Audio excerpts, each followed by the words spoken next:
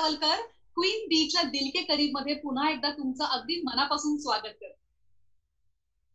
निवेदिता जोशी सराफ हे नाव जर का आपण ऐकलं ना तर आपल्याला कळतं नाम ही काफी है बॉस.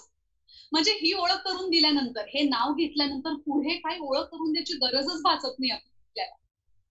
निवेदिता ताई तुमच्या सगळ्यांच्या एक सुप्रसिद्ध नटी म्हणून दिल के करीब आहेच, तशी निवेदिता ताई म्हणून माझ्या सुद्धा खूपच दिल के करीब आहे. आम्ही एकत्र कधी काम नाही केलं, पण माझी ती खूप फेवरेट ऍक्ट्रेस आहे आणि आज मी तिला जाणून घेणार आहे एक माणूस म्हणून. सो निवेदिता ताई, आर यू देअर? हाय हाय ताई. ताई क्वीन बीच्या दिल के करीब मध्ये तुमचं अगदी मनापासून स्वागत आहे. हाय, मलाही खूप छान वाटतं इकडे यायला आणि तुझ्याशी गप्पा मारायला. तू खूप छान दिसतेस आणि किती बारीक दिसतेस. किती गोड. माझं इन्स्पिरेशन कोण आहे माहितीये ना? निवेदिता जोशी सराफ. तू पण खूप छान मेंटेन ठेवले तुला इतकी वर्ष. गॉड्स ग्रेस आणि खूप परिश्रम. खूप परिश्रम. I know. बरं ताई, मला सांग की तशी आपली कधी ओळख झाली नव्हती फॉर्मली, किंवा आपण एकत्र काम सुद्धा केलं नव्हतं आतापर्यंत, पण मी तुझी खूप खूप फॅन आहे अगदी पहिल्यापासून.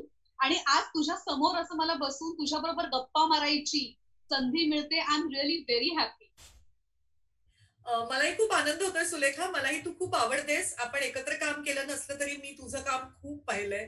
तू खूप छान काम करतेस, खूप छान दिसतेस आणि तूही स्वतःला खूप छान मेंटेन ठेवलेस. मला वाटतं तू अनिकेत बरोबर काम केलं होतंस का कधीतरी? असेल, म्हणजे मला आता पटकन आठवत नाहीये. कुठल्या तरी चिल्ड्रन्स प्रोग्राम मध्ये मला वाटतं एकदा कधीतरी खूप वर्षांपूर्वी. येस, हो, राईट. हो.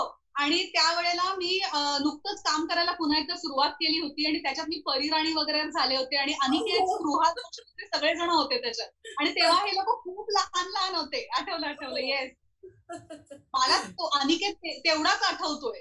हो, आणि मी तुम्हाला भेटायला एकदा त्याला पिकअप करायला सेट वरती आले होते, तेव्हा मला तुला भेटल्याचं आठवतंय. येस. पण आपलं म्हणजे आपण एकत्र काम नाही केलं असून.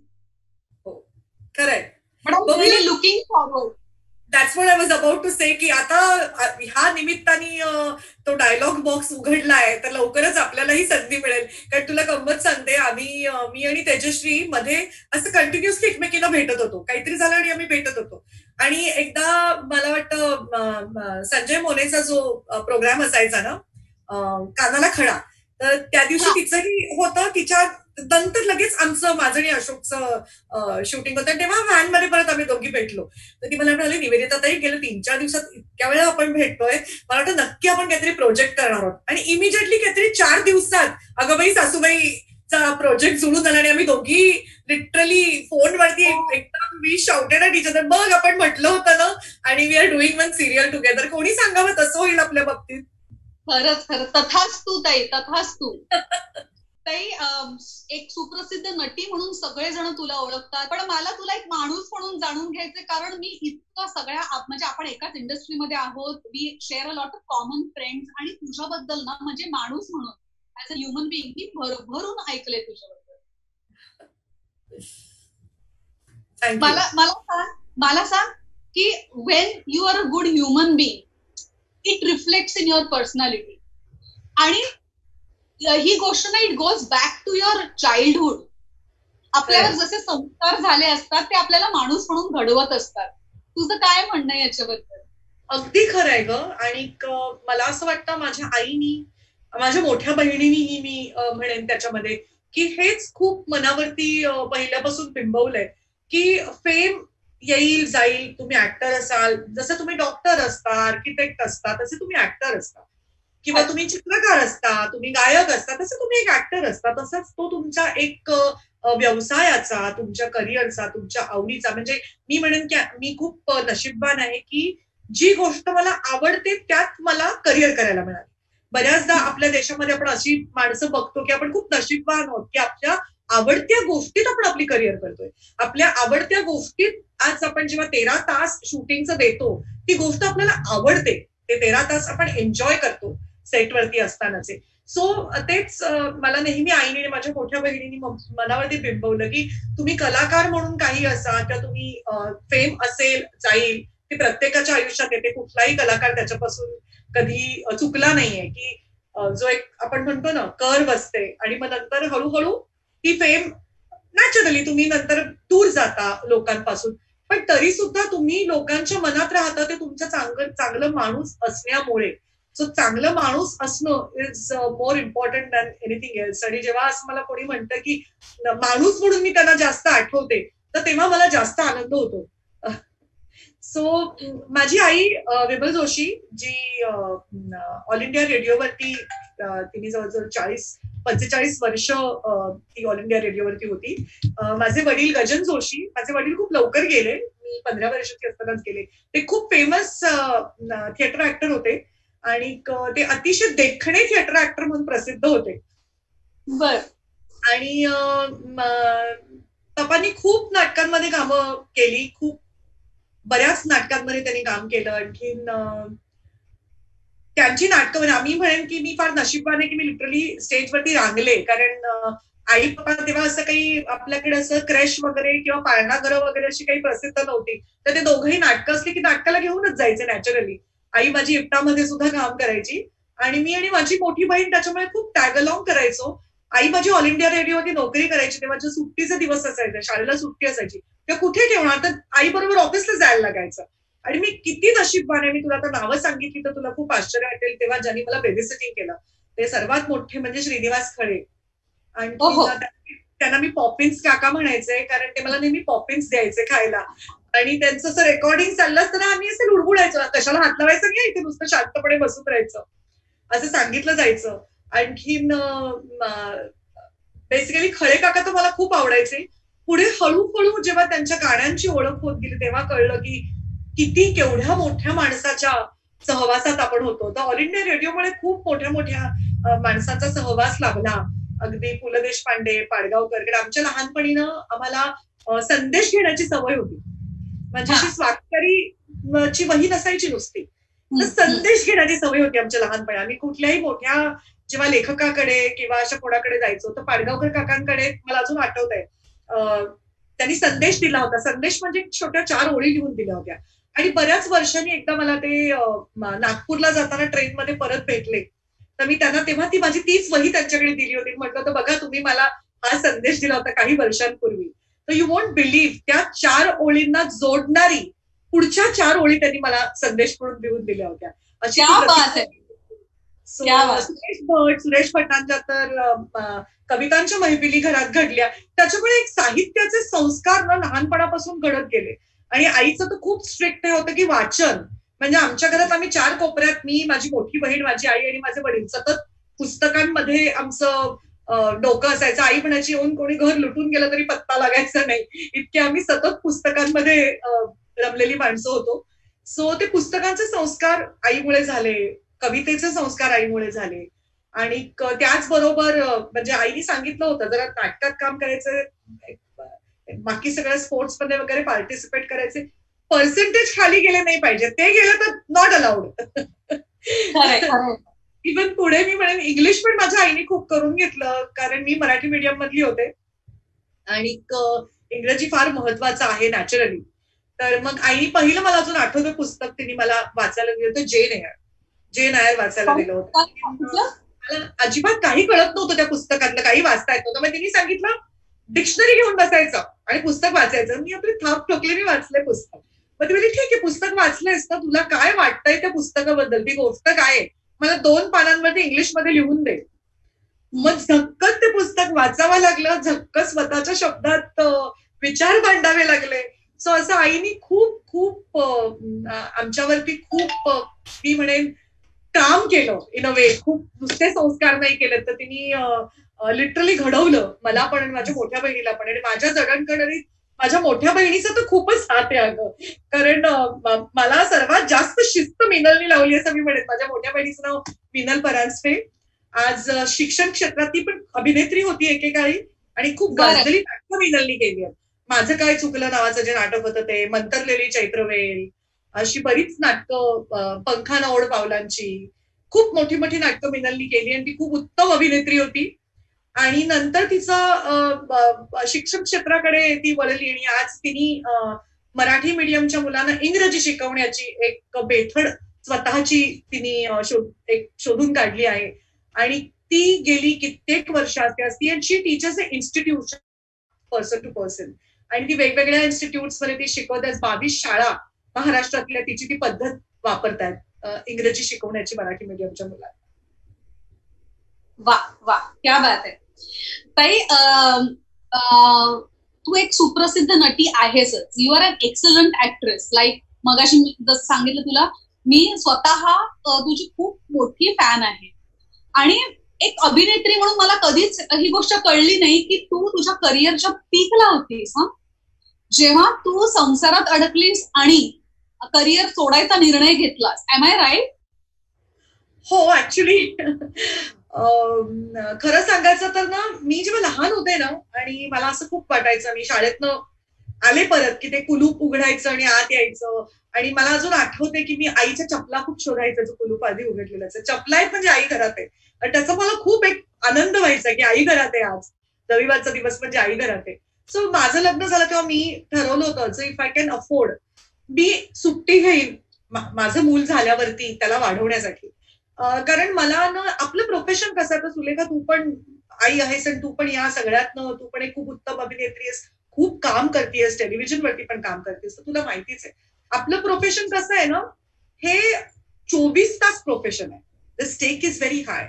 बाकीच्यांच्या सारखं आपण इकडे आज सिक लिव्ह वरती जाऊ शकत नाही. आपण आज एक सीएल टाकू शकत नाही की बाबा आज जरा माझ्या मुलाला ताप आहे, आज मी येऊ शकत नाही. हे आपण नाही करू शकत.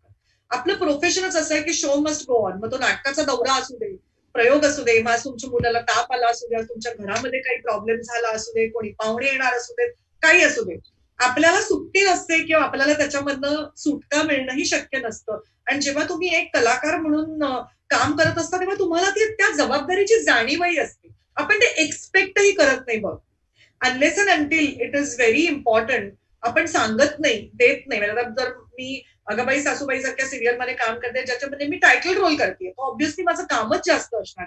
त्याच्यामध्ये मी एक्सपेक्टच करू शकत नाही की मला सुट्टी मिळेल, मला लवकर जायला मिळेल, माझं काम लवकर संपेल, मला उशिरा बोलवतील. हे एक्सपेक्ट करणं चुकीचं आहे. हे आपल्याला एक कलाकार म्हणून डेफिनेटली त्याची जाणीव असते. त्यामुळे मी असं ठरवलं होतं की मला जेव्हा मुलगा होईल तेव्हा मला त्याच्या सगळ्या जडणघडणीचा साक्षीदार बनायचंय. आणि ते असेल तर मग मला माझ्याकडे अशोक तेव्हा इतका सतत कोल्हापूरला असायचा, इतका बाहेरगावी असायचा, तर मला असं म्हटलं त्या मुलाच्या आयुष्यात तर दोन्ही पेरेंट्स गायब इज नॉट राईट. कारण दोघंही आम्ही सेम प्रोफेशन मध्ये, त्यामुळे दोघांचेही तसेच अवर्स ना, वेड्यासारखं काय म्हणू आपण, एक फॅक्टरी असल्यासारखं काम जे चालू होतं त्या काळामध्ये. त्यामुळे मी तो खूप कॉन्शियस डिसिजन घेतला होता की माझा मुलगा झाल्यावरती मी काही वर्षांची सुट्टी घेतली. एवढी मोठी होईल असं मला वाटलं नव्हतं. जवळजवळ 14 वर्ष मी काम नाही केलं. बरं, हो, 14 वर्षांची सुट्टी झाली. म्हणजे मला आठवतंय माझा शेवटचा सिनेमा होता माझा चकुला, आणि हिंदीमध्ये होता किंग अंकल, मराठीत माझा चकुला, हिंदीत किंग अंकल. आणि मी नाटक शेवटचं केलं होतं श्रीमंत. हे तिन्ही सॅमिल्टेनियसली झालं होतं. तेव्हा अनिकेत 2 वर्षाचा होता. आणि त्याच्यानंतर मी ठरवलं की नाही, आता मी जरा गॅप घेणार आहे. आता I will just be with my family आणि पूर्ण वेळ मी माझ्या कुटुंबाला द्यायचं ठरवलं. आणि खरंच म्हणजे मी म्हणेन ही परमेश्वराची कृपा आहे, आईचे आशीर्वाद आहेत. तर आईला सारखं असं वाटायचं तू घरात बसू नकोस, तू काम कर असं वाटायचं. आणि माझ्या मुलांनी परत मला काम करायला फोर्स केला. खरं सांगायचं तर त्यांनी सांगितलं की त्यांनी माझे जुने सिनेमे वगैरे बघितले, I want you to work again, तू काम केलं पाहिजेस, तू खूप चांगली ऍक्ट्रेस आहे, तू केलं पाहिजेस.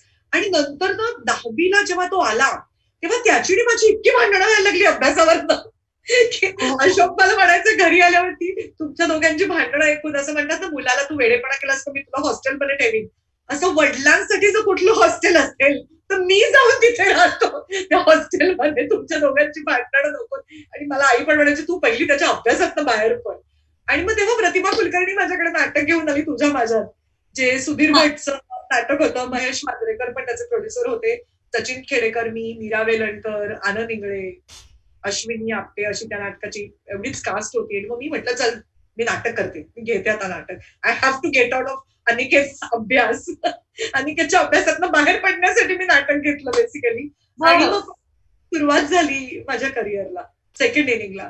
की मला लग्न किंवा संसार वगैरे ह्याच्यामध्ये खरंच इंटरेस्ट नव्हता. मला जेन्युअनली फक्त आणि फक्त करिअर करायची होती. आणि मला जर कोणी सांगितलं असतं तेव्हा की तू असं लग्न करशील आणि करिअर सोडून देशील आणि खूप संसार करशील तर मी अजिबात विश्वास ठेवला नसता. माझा अजिबात विश्वास बसला नसता. आणि इट जस्ट हॅपन. म्हणजे लोक केळाच्या सालीवरनं घसरून पडतात तसे मी प्रेमात पडले. आणि खरोखरच म्हणजे प्रॉबेबली मला अशोकने कधी फोर्स केला नाही माझे करिअर सोडून देण्यासाठी, कुठल्याच बाबतीत फोर्स केला नाही. आणि म्हणूनच कदाचित मला ते सगळं करावंसं वाटलं.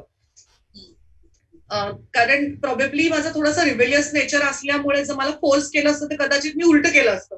पण मला खूपच त्यांनी मोकळीक दिल्यामुळे मला जास्त रिस्पॉन्सिबिलिटी वाटली माझी की नाही मला हे आणखी छान रीतीने व्यवस्थित रीतीने सगळं झालं पाहिजे.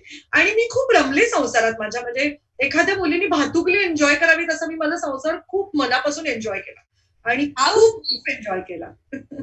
अनिकेत बद्दल सुद्धा आम्ही खूप छान काही काय ऐकलंय. तो मातृभक्त आहे असं मी ऐकलंय. हे खरं आहे मातृभक्त आहे पण तो बऱ्यापैकी पितृभक्त आहे. कारण दोघं जण छान एकत्र माझ्या अगेन्स्ट एकत्र होऊन छान मला त्रास देतात. एकत्र फक्त नुसतं मातृभक्त नाहीये, पितृभक्तही आहे. पण तो खूप एक तर अतिशय सेन्सिटिव्ह आहे, खूप इमोशनल आहे. त्याचबरोबर बरेच लेखक अनिकेतमुळे मी इंग्लिश मधले वाचायला लागले. कारण काय झालं ना, अनिकेत लहान होता तेव्हा ना अनिकेतला अस्थमाचा त्रास होता. He had a child asthma. म्हणजे तो एप्रिलमध्ये त्याचा जन्म झाला आणि जी पहिली दिवाळी आली नोव्हेंबरमध्ये तेव्हा आम्ही डिस्कव्हर केलं की आणि त्याला जो अटॅक आला म्हणजे त्याला जो अटॅक यायचा ना तेव्हा त्याला इंट्राव्हेनस फक्त कंपोज द्यायला लागायचं की तो अटॅक कंट्रोलमध्ये यायचा. म्हणजे तो इतका भयानक अटॅक्स होते ते की मला त्याच्यासाठी मला सीपीआर पण शिकावा लागला. म्हणजे कार्डिओमध्ये रेसिस्टेशन तर ते सुद्धा मला शिकावं लागलं की उद्या माझ्या मुलाला जर गरज पडली तर I should be able to give him CPR. So ते पण मला डॉक्टरांनी शिकायला लावलं होतं. आणि मी खरंच सांगेन तुला की तेव्हा मग त्याला रमवायचं कसं, कारण he was not allowed to play normal मुलांसारखं त्याला बाहेर जाऊन खेळता येत नव्हतं. कारण त्याला डस्ट स्मोक आणि डस्ट माइट्स आणि पहाटेचं जे दव असतं ड्यू या गोष्टींची अलर्जी होती. हे आम्हाला कळायला पण काही काळ लागला की या गोष्टींची त्याला अलर्जी आहे. आणि त्याला ढास लागली की एकदा तर मला आठवते की आय थॉट की आय लॉस्ट हिम. एवढी सिव्हिअर ढास त्याला लागली होती की मला त्याच्या तोंडात हात घालून मला त्याची जीभ ओढावी लागली होती. इतका भयानक अस्थमा त्याला लहानपणी होता. 8 वर्षाचा असेपर्यंत तो अस्थमॅटिक होता आणि नंतर आपोआपच त्याचा तो अस्थमा गेला. पण तोपर्यंत इव्हन शाळेमध्ये सुद्धा पीटीच्या क्लासला सगळी मुलं मैदानावरती असायची आणि त्याला वर्गात बसावं लागायचं. तर तो पण एक त्याच्यासाठी एक मेंटल ट्रॉमा सुद्धा होता की त्याला ते कळत नव्हतं की मग मी आजारी का, हे मलाच का होतं. सो मग त्याला रमवायचं कसं म्हणून मी त्याला खूप लवकर वाचनाची आवड लावली. आणि मग तो अगदी ते रीड इट युअरसेल्फ सारखी पुस्तक. आणि मला असं तेव्हा वाटायचं की अशोकचं मराठी तर फारच अप्रतिम आहे. माझ्या आईचंही मराठी उत्तम आहे. तर मला असं वाटायचं काय होतं ना, आपण मुलांना जेव्हा शिकवतो इंग्लिश मीडियम मध्ये घालतो, एक तर मराठी मीडियम मध्ये घालावं, नाही इंग्लिश मीडियम मध्ये घालतो ते धेडगुजरी होतं. कारण आपण मुलांना काऊ चिऊ दाखवतो. शाळेत गेल्यावरती काऊ म्हणजे त्यांच्यासाठी गाय असते. सो मुलं खूप कन्फ्युज होतात दोन्ही लँग्वेज मध्ये. सो मला असं वाटलं होतं की ह्याला टर्मिनॉलॉजीज मी इंग्लिशमध्येच शिकू देते. मराठी तो आपोआप वडिलांकडनं आजीकडनं बोलण्यावरनं शिकेल. तर मी त्याला भाज्या, फळं, फुलं ही ना जर कारण कुठलीही भाषा कधी उत्तम होते जेव्हा तुम्ही त्या भाषेत विचार करता तेव्हा होते. बऱ्याचदा काय होतं मग आपण विचार मराठीतून करतो ते इंग्लिशमध्ये ट्रान्सलेट करतो. पण जर तुम्हाला मीडियमच ते असेल शिकायचं म्हणजे त्या एका भाषेतनं जर तुम्हाला सगळे विषय शिकायचे असतील तर ती भाषा तुमची स्ट्रॉंग होण्यासाठी त्या भाषेतनं तुम्हाला विचार करता आला पाहिजे असं मला वाटलं. As a young mother that's what I felt basically. त्यासाठी मला एक गिल्टी खूप एका बाबतीत मला खूप गिल्ट आहे आणि एका बाबतीत खरंच खूप अपराधी वाटतं की मी त्याचं मराठी तेव्हा का नाही डेव्हलप केलं याबद्दल जेन्युइनली मला वाटतं. कारण नंतर त्याचं मराठी जे काही झालं ते तुला मी खरंच सांगते थँक्स टू पु ल देशपांडे. साष्टांग नमस्कार त्यांना. कारण त्यांच्या सगळ्या सीडीज आणून त्याला कंपल्सरी ऐकायला लावून हळूहळू ते ऐकून त्याला त्याची त्या भाषेची सगळ्याची गोडी निर्माण झाली. पण त्याला तेव्हा मी त्याचं कसं ना I was a young mother की मला असं माझ्या मुलाला घडवायचंय की त्याची लाईफ पण त्याची इंग्रजी भाषा त्यामुळे इतकी उत्तम डेव्हलप झाली की त्या भाषेतनं तो गोष्टी लिहितो, त्या भाषेतनं तो त्यांनी नॉव्हेल लिहिलेली आहे, त्या भाषेतनं तो खूप लहानपणी कविता करायला लागला, कारण तो खूप लवकर वाचायला लागला आणि तो कधी बोबडं बोललाच नाही. तो डायरेक्टली एकदम स्ट्रेट मोठी सेंटेन्सेस बोलायला लागला. सो भाषेच्या बाबतीत खरोखरच तो पहिल्यापासूनच त्याच्यामध्ये ते होतं प्रॉबेबली, जे माझ्या आईत होतं. किंवा अशोकचं पण बघ ना, अशोकच्या वेगवेगळ्या सिनेमांमध्ये बघ, जेव्हा मायबाप नावाच्या सिनेमामध्ये त्यांनी एका गुजराती शेट्याचं काम केलेलं आहे, तर संजीव कुमार जेव्हा ही ट्रायल बघायला आले तेव्हा त्यांनी सचिनला विचारलं होतं की हा कोण गुजराती थिएटरचा ऍक्टर आहे. तर तो सचिन मला की नाही अरे हा आमचा मराठी थिएटरचा ऍक्टर आहे अशोक सराफ. म्हणजे शक्यच नाही, मराठी माणूस इतक्या परफेक्ट गुजराती ऍक्सेंट मध्ये बोलूच शकणार नाही. तर ते त्यांना वरद असतंय, जो माझ्या आईलाही होता. आणि तो अनिकेतला आहे. अनिकेत ऍक्सेंट फार उत्तम करू शकतो. तर हे मला वाटतं त्याला इनबॉर्नच आहे, वडिलांसारखं आणि आजीसारखं. ताई, तू एक अतिशय चांगली आई आहेस, तुझ्या आता सगळ्या बोलण्यावरून कळलं. एक चांगली मुलगी आहेस, एक चांगली आंतरप्रेनर आहेस, बिझनेस वुमन आहेस. आणि त्याच्याच बरोबर सराफांच्या घरात जेव्हा तू गेली होतीस, त्यानंतर काही वर्षातच सगळे सराफांच्या घरातले ऍब्सोल्युटली सगळे तुझे डाय हार्ड फॅन्स झाले, असं आम्हाला कळलंय. तू कसं मॅनेज केलंस हे? म्हणजे लग्न जेव्हा आपण दुसऱ्याच्या घरात जातो, ते घर आपलंसं होतच, पण त्यासाठी सुद्धा एक वेगळी कला लागते की सगळ्यांना आपलंसं करून, सगळ्यांना आपले फॅन करून घ्यायचे. त्याच्यासाठी सुद्धा एक कला लागते. तू नक्की काय जादू केलीस ताई? खरं सांगू का, सर्वात पहिलं म्हणजे मी सराफांची फॅन झाले. सराफांच्या घरात आल्यावरती मुळात मी सगळ्यांची फॅन झाले. कारण कसं असतं, तुम्ही घरात आल्यावरती ना घरातले बाकीचे लोक हे दोन्ही बाजूनी असतं, एका बाजूनी कधीच काही नसतं. माझे सासरे म्हणजे जेव्हा अशोकचे वडील गेले तेव्हा परत माझ्यासाठी माझे वडील गेल्यासारखं झालं.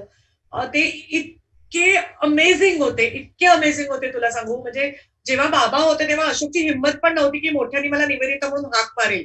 इतकी मी राणीसारखी बाबांच्या राज्यात राहिले होते.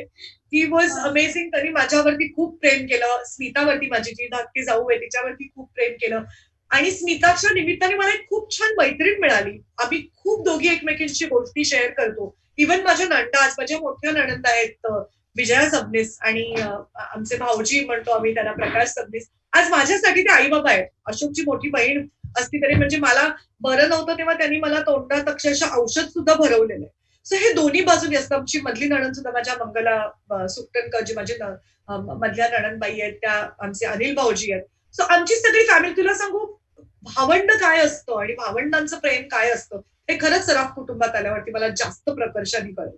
त्या सगळ्यांची इतकी एकमेकांमध्ये घट्ट प्रेम आहे ना त्यांचं एकमेकांवरती. म्हणजे मला आठवतं एकदा कधीतरी ताईंनी मला अमेरिकेहून फोन केल्यासारखे, केव्हा अशोक बरं आहे ना, मला जरा थोडंसं अस्वस्थ वाटतंय. आणि तेव्हा खरोखरच अशोकला बरं नव्हतं. सो इतकं त्या भावंडांचं एक, माझा धाकटा दीर सुभाष म्हणजे मी तुला सांगते, आजही अशोक अनिकेतला हाक मारताना चुकून सुभाष म्हणून हाक मारतो. आणि सुभाषसाठी त्याच्या भाईचा शब्द हे अक्षरशः ब्रह्मवाक्य आहे.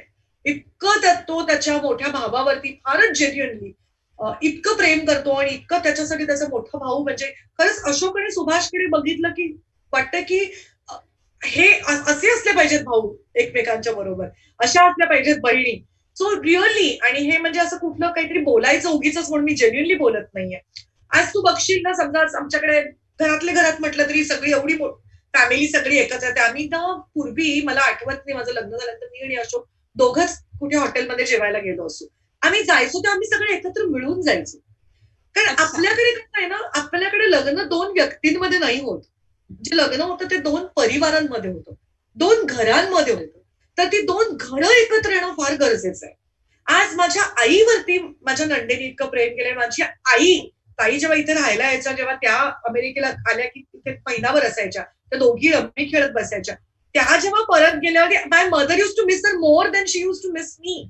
की अगं मला खूप ताईंची आठवण येते. किंवा आज इव्हन आमचे अनिल भाऊजी पण आई बरोबर बसून पत्ते खेळायला बसायचे. किंवा त्यांनी पण माझ्या आईला किंवा स्मिताच्या आईला पण इतकं आपलंसं करून घेतलं होतं. आज माझ्या पुतण्याच्या लग्नात माझी भाची, म्हणजे माझ्या मोठ्या बहिणीची मुलगी करवली होती. सो हा, इट इज नॉट जस्ट एकटी सराफांची फॅमिली, आमची दोन्ही फॅमिलीज अशा खूप छान एकत्र झालाय. म्हणजे आज गरज लागली तर माझा मेहुणा डॉक्टर आहे, डॉक्टर सुनील परांजपे, तर माझ्या सासरचे लोक पहिल्यांदा त्याला बोलवतील. किंवा आज माझ्या मेहुण्याचा चार्टर्ड अकाउंटंट माझा दीर आहे, सुभाष सराफ. किंवा आता त्यांची दोन्ही मुलं समीत आणि सिद्धार्थ, समीत सराफ सिद्धार्थ सराफ हे दोघंही चार्टर्ड अकाउंटंट आहे. आमची सून सुद्धा विनिता सराफ सुद्धा चार्टर्ड अकाउंटंट आहे. तर आमची सगळी फॅमिली, आम्ही जेव्हा सुट्टीवर जायचो कुठलं मूल कोणाचं तुला कळणार नाही, इतकी एकमेकांमध्ये ती मुलं त्यांचं बॉन्डिंग आहे. ते लहानपणाचं बॉन्डिंग असल्यामुळे आज सुद्धा ती दूर असली तरी मला खात्री आहे अनिकेतची मला तेवढी काळजी वाटणार नाही, कारण त्याचे 2 भाऊ आहेत, त्याची बहीण आहे जे त्याच्याकडे लक्ष देतील. इव्हन निखिल सुकटणकर जो माझ्या मधल्या नंदेचा मुलगा आहे, इव्हन आता माझी मोठी नणंद इतकी वर्ष अमेरिकेत राहत असते तरी त्यांची जी 3 मुलं आहेत मनीष, योगेश, शिरीष, त्या 3 मुलांचंही आमच्या मुलांची तितकंच बॉन्डिंग आहे. आणि हे आई वडील करून देतात तेव्हाच होतं. आज आम्हा मावस भावंडांचं पण जे बॉन्डिंग आहे, कारण आम्हाला आठवतंय आमच्या लहानपणी दर सुट्टीत ना आम्ही कुठल्या तरी मामाच्या घरी सगळी भावंड एकत्र असायचो, मावशीच्या घरी एकत्र असायचो, किंवा दिवाळीचा फराळ या मावश्या एकत्र येऊन बनवायच्या. सो त्यामुळे आम्हा भावंडांमध्ये लहानपणी एकत्र असल्यामुळे जी बॉन्डिंग आहे ती आजतागायत आहे. आज काही वाटलं तुम्हाला माहिती हो ताई आहे मी तिला फोन करू शकते. सो तसंच आमच्या पुढच्या जनरेशन मध्ये ते बॉन्डिंग आहे. That's why I am more happy, म्हणजे I am happier because of that, की ते बॉन्डिंग ना नुसतं आमच्यापर्यंत नाही राहिले, ते पुढच्या पिढीत पण आलेले आहे. आणि ते सुद्धा आज एकमेकांना त्यांचे पण ग्रुप्स आहेत, ते पण आज गरज लागली तर एकमेकांना फोन करत असतात, एकमेकांशी संवाद साधत असतात, सुट्टीला एकत्र जात असतात. सो ते बॉन्डिंग पण पुढे कॅरेड फॉरवर्ड झालेलं आहे. बरं, आता 14 वर्षानंतर परत एकदा तू तुझ्या करिअरला सुरुवात केलीयस. आता what is your feeling right now? कसं असतं ना, आजी आपण झाल्यावरती तुम्ही ते जास्त निर्व्याज प्रेम असतं ना नातवंडावरचं. कारण कसं असतं, आपण आपली मुलं असतात तेव्हा त्याची जडणघडण झाली पाहिजेत, आपल्याला पैसे कमवले पाहिजेत, आपणच रिस्पॉन्सिबल असतो. आजी आजोबा असतात ती काय त्यांचे आई वडील त्यांच्याच बाकीच्या रिस्पॉन्सिबिलिटीसाठी आहेत, आपण फक्त निर्व्याज प्रेम करायचं. तसं आता माझं करिअरच्या बाबतीत झालंय. आता पैसे कमवणं, कॉन्टॅक्ट ठेवणं हे सगळं काही इम्पॉर्टंट नाहीये. आता माझ्या पूर्ण करिअरचं आणि माझ्या कलेचं एक निर्व्याज प्रेम मी घेते. आता मी फक्त आत्मसमाज ते की आपल्याला रॅट रेस मध्ये राहायला पैसेच कमवायचे आहेत, आता ह्याचा हप्ता भरायचा, ते सगळं होऊन गेलं आता आयुष्यातलं. आता काय आहे, आता जेन्युइन फक्त कामासाठी काम. सो ते ताई ते सगळं त्या कामात दिसतंय बरं का. ते इतकं छान आणि गोंडस होतंय ना. आतापर्यंत मी तुझे सगळे पिक्चर बघितलेत, तुझं सगळंच काम मी फॉलो करत आले इतकी वर्ष. पण मला तुझ्या या सिरियल मधलं जे काम आवडतंय ना, ते म्हणजे ते वेगळंच आहे आणि ते वेगळाच गोडवा आहे तुझ्या कामामध्ये. आता सर्वप्रथम म्हणजे मला खरंच झी मराठी आणि निलेश मयेकरांचा एक ग्रेटनेस वाटतो की आज अशा प्रकारचा विषय की एक 50च्या पुढची नायिका आणि 50च्या पुढचा नायक तुम्ही दाखवणं. कारण ह्या विषयावरती सिनेमे येऊन गेले, त्या विषयावरती नाटकं येऊन गेली आहेत, पण डेली सोप मध्ये 8:30च्या स्लॉटला असा विषय टाकणं याला एक धैर्य लागतं. जे झी मराठीने दाखवलं, निलेश मयेकरांनी दाखवलं, आमची रेणुका जोशीची आमची युपी आहे, सुजल सावंत, पाठीमागचे कलाकार इतके ग्रेट आहेत. त्याचबरोबर आमचा प्रोड्युसर सुनील भोसले, आज तुम्ही म्हणाल ते तुमच्याकडे आहे. आणि Sunil Bhosale is like a younger brother to me. त्याला इतकं डेव्हलप होताना बघितलंय. He is developing into a amazing producer. खूप छान, त्याला कधी टेन्शन नसतं, तो ओके होईल अशा शांत ह्याच्यामध्ये असतो. असे प्रोड्युसर्स असणं गरजेचं आहे. त्याचबरोबर आमचे शेखर ढवळीकर, सुखदाजी आमची स्क्रीन प्ले रायटर आहे, पल्लवी करकेरा, किरण कुलकर्णी हे जे डायलॉग रायटर्स आहेत, एवढी टीम आहे ना ती सगळी. आणि अबव ऑल आमचे डिरेक्टर आहेत अजय मयेकर. आज माझ्याकडनं जरासं जरी इथून तिथे सुटलं की ते कॅमेरा बाबून मला मॅडम आसावरी अशी आठवण करून देतात. कारण आसावरीची व्यक्तिरेखा निवेदितापेक्षा खूप वेगळी आहे. काही साम्य स्थळं पण आहेत, पण फरक पण खूप आहे. तेव्हा ते सगळं पकडून धरून ठेवणं आणि ते करणं याच्यासाठी दिग्दर्शक खूप महत्वाचं आहे. आणि इट्स व्हेरी वेल रिटर्न, कारण शेवटी television is a writers media. आणि माझे सहकलाकार किती उत्तम आहेत. मी पहिल्यांदाच गिरीश बरोबर काम करते या ह्याच्यात, पण अतिशय प्रोफेशनल, रिहर्सल करणं आवडणारा कलाकार मला खूप आवडतात, ज्यांना रिहर्सल्स करायला आवडतात. कारण I come from that background. मला तुम्ही 10-15 रिहर्सल करायला सांगा, आय डोंट माइंड. मला 15-20 रिटेक्स करायला सांगा, आय डोंट माइंड. सो अशा पठडीतला तो कलाकार आहे. आणि या सिरियलमुळे मला तेजश्री सारखी एक मी म्हणेन मैत्रीणच मिळाली आहे परत. तिच्या माझ्या वयात खूप अंतर आहे, खरी ती माझी मुलगी असायला पाहिजे, पण आमची खूप मस्त मैत्री झाली. आम्ही दोघे रूम शेअर करतो आणि एक खूप चांगलं मराठी असलेली एक ऍक्ट्रेस आहे की जिची भाषा खूप चांगली आहे, वाचन खूप चांगलं आहे. आशुतोष पत्की, जो अशोक पत्कीचा मुलगा आहे, जो माझ्या मुलाचं काम करतो, बबड्या. सध्या बबड्या हे असं एक नाव झालंय सगळ्यांसाठी. प्रत्येकाचा राग बिचाऱ्याच्या बबड्यावर आहे. पण आशुतोष हा ही त्याचं इम्पॉर्टंट अशी ही पहिली सिरियल आहे. आणि इतका गुणी मुलगा आहे ग, इतका गुणी मुलगा आहे. त्याला कधी काही सांगितलं तर तो इतका असं ऐकून घेणं, इतका शांत आणि अतिशय गोड मुलगा आहे आमचा आशुतोष. इव्हन बाकीचे पण सगळे कॅरेक्टर्स आमच्या सिरियल मधले, आमची मॅडी असू दे, म्हणजे भक्तिरत्न पारखी, सुलभा काकूचं काम करणारी प्रतिभा गोरेगावकर असू दे, संजीवनी साठे असू दे, अगदी आमचे कारखाने, आणि सर्वात आमचे रवी काका. आज इमॅजिन 82व्या वर्षी येऊन ते पाठ करून बोलणं. सो जसं मी तुला म्हटलं तसं माझ्या आयुष्यातलं सर्वात महत्वाचं होतं वाडा चिरेबंदी आणि मग्न तळ्याकाठी. सेम चंदू कुलकर्णीकडे तू पण काम केलेलं आहेस, चंदू सरांच्या शाळेत काम करायला मिळणं इट्स व्हेरी इम्पॉर्टंट. आणि चंदू सरांचा ओरडा खाणं, त्यात पण एक वेगळी गंमत आहे. म्हणजे मी तुला सांगते, मला ती भाषा मराठी माझ्यासाठी इतकी वेगळी होती. एक तर मी मुळात महेश एलकुंचवारांची जबरदस्त फॅन आहे. मला म्हणजे he is great. Mahesh da hats off to him for his writing. तर वाडा चिरेबंदी आणि मग्न तळ्याकाठी मी तुला सांगते, मला सेकंड इनिंग मध्ये खूप अमेझिंग कामं मिळाली बाय ग्रेस ऑफ गॉड. आणि ते मला खूप छान नाटकं छान मिळाली करायला, आणि रोल्स पण चांगले मिळाले करायला. सो ही 2 नाटकं करताना सुद्धा मी माझी पाठी कोरी केली कम्प्लिटली. त्याची तयारी पाहिजे, आणि त्यासाठी माझे गुरु म्हणजे माझा नवरा अशोक. आणि ही 2 नाटकं घेताना मला माझ्या मोठ्या बहिणीने, तीही माझ्या आयुष्यातली गुरु आहे, सांगितलं की तुला ऍक्टर म्हणून जर डेव्हलप व्हायचं असेल आणखीन, तर तू नक्की या नाटकांमध्ये काम केलं पाहिजे. या दोघांच्या सांगण्यामुळे मी ती नाटकं घेतली, आणि it has been the most important thing माझ्या पूर्ण प्रवासासाठी. ही 2 नाटकं माझ्या आयुष्यातली फार महत्वाची आहेत, वाडा चिरेबंदी आणि मग्न तळ्याकाठी. आणि आत्ताची अगबाई सासूबाई, हे मला करायला मिळालं की मी खूप नशीबवान आहे. म्हणजे मला तेच म्हणायचं की मी 13 वर्ष या व्यवसायापासून दूर होते. हा व्यवसाय किती मोठा आणि किती ग्रेट आहे बघ. परत या व्यवसायात मला पाहिजे तेव्हा माझ्या इच्छेने, माझ्या आपण वेळेनुसार आले, आणि त्या व्यवसायाने मला परत सामावून घेतलं. म्हणजे मी किती आभारी आहे प्रेक्षकांची आणि या व्यवसायाची, की आणि मला परत सामावून घेतलं. परत माहेरी आल्यासारखं, परत एका माहेरी आलेल्या मुलीला मला तसा या व्यवसायाने आणि माझ्या प्रेक्षकांनी परत मला प्रेम दिलं. सो ते मला खूप ग्रेट वाटतं सुलेखा. एक गृहिणी म्हणून, एक बायको म्हणून, एक सून म्हणून, जसं मी म्हणाले बिझनेस वुमन, एंटरप्रेनर म्हणून, तर या सगळ्या भूमिकांमध्ये तुझी सगळ्यात फेवरेट भूमिका कोणती आहे? प्रत्येकच भूमिका मी म्हणेन फेवरेट आहे, पण तरीही त्यातल्या त्यात सर्वात जास्त म्हणशील तर आई. त्याच्यासारखं काहीच नसतं ना दुसरं. आता अनफॉर्च्युनेटली मला रोज फक्त टेक्नॉलॉजीमुळे निदान आम्ही एकमेकांशी बोलत असतो रोज, त्याच्या रात्री आपल्या सकाळी रोज एकमेकांशी आम्ही बोलतो. आणि आमचा एक मला एक अनिकेता दाढी, त्याच्यामुळे मला एक दाढीवाला मुलगा आहे, आणि मला एक शेपटीवाला पण मुलगा आहे, ज्याचं नाव आहे सनशाईन सराफ. सनी, ए सनी इकडे, सनी. तर हा जो माझा मुलगा आहे ना, सनशाईन सराफ, लावलाय अगं त्यांनी ना जरा स्वतःला, आपण काढूया का तुझं हे? हाय सनी. सनी हे बघ, ही मावशी बोलते बघ तुझ्याशी, ती म्हणते व्हेरी सनी, इकडे इकडे इकडे. हाय सनी. मम्माकडे ये, इकडे वरती वरती माझी. Everybody wants to see you. हा बघा आमच्या सनशाईन सराफ. अगं एवढा आहे तो, एवढा आहे तो, बाप रे.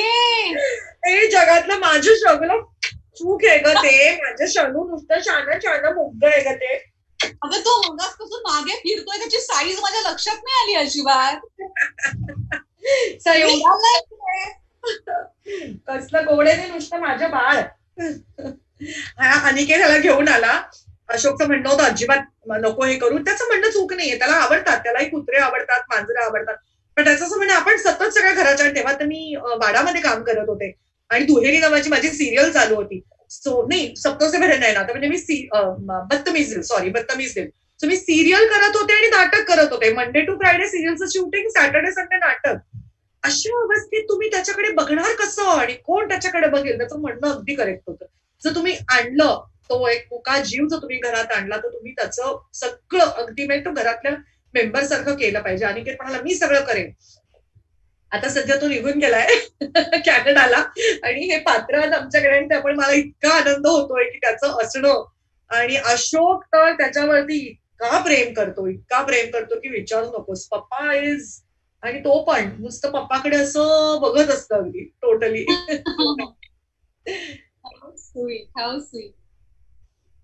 ताई, तुझ्या सराफ कुटुंबियांबद्दल तू इतकं छान भरभरून बोलतेस मगापासून, पण ज्या एका व्यक्तीमुळे हे तुला मिळालं त्या व्यक्तीबद्दल बोलणं राहून जातंय आपलं. हो खरंच आहे. आता above all and not but the list आपण म्हणूया खरंच काहीतरी गेल्या जन्मी चांगलं केलं असेल मी, पण मला अशोक सारखा नवरा मिळाला असं मला म्हणावं लागेल. कारण कसं असतं ना, आमच्या स्वभावांमध्ये खूप फरक आहे, आमचा दृष्टिकोनामध्ये खूप फरक आहे, अपब्रिंगिंग मध्ये खूप फरक आहे. आणि हे सगळं असूनही जेव्हा एक माणूस स्वतःला तुमच्यासाठी बदलतो तेव्हा तो खरा ग्रेट असतो. सो अशोकनेही स्वतःमध्ये खूप बदल घडवलेत माझ्यासाठी आणि त्यामुळे मलाही बदलावंसं वाटलं त्याच्यासाठी. So ultimately what is marriage, लग्न लग्न संस्था म्हण किंवा लग्न म्हण जे घट्ट होतं ना ते बेसिकली या गोष्टींमुळेच होतं की कुठेतरी तुम्हाला लेट गो पण शिकलं पाहिजे, कुठेतरी तुम्ही थोडासा सॅक्रिफाईस पण शिकलं पाहिजे. कारण काय असतं बघ ना, एकाच आईची आपण दोघं भावंड असतो, तुम्हाला दोघांवरती सेम संस्कार असतात, तसंच तुम्हाला आईने वाढवलं असतं तरी तुमच्या दोघांची भांडण होतात आणि तुमचं पटत नाही. मग दोन वेगवेगळ्या घरात वाढलेली माणसं, वेगवेगळ्या संस्कारात वाढलेली माणसं, वेगवेगळ्या वातावरणात वाढलेली माणसं एकत्र येऊन जेव्हा एक घर बसवतात आणि करायचा प्रयत्न करतात तेव्हा वादविवाद, भांडणं, न पटणं हे तर सगळं होणारच आहे, म्हणजे ते अपरिहार्यच आहे. पण जेव्हा ते सगळं असूनही आज तुला माहिती आज माझ्याकडनं जगातली मोठ्यातली मोठी चूक झाली तरी मी ती एका माणसाला येऊन सांगू शकते आणि एका माणसाकडनं माझ्या सगळ्या गुन्ह्याला माफी मिळू शकते, तो म्हणजे माझा नवरा.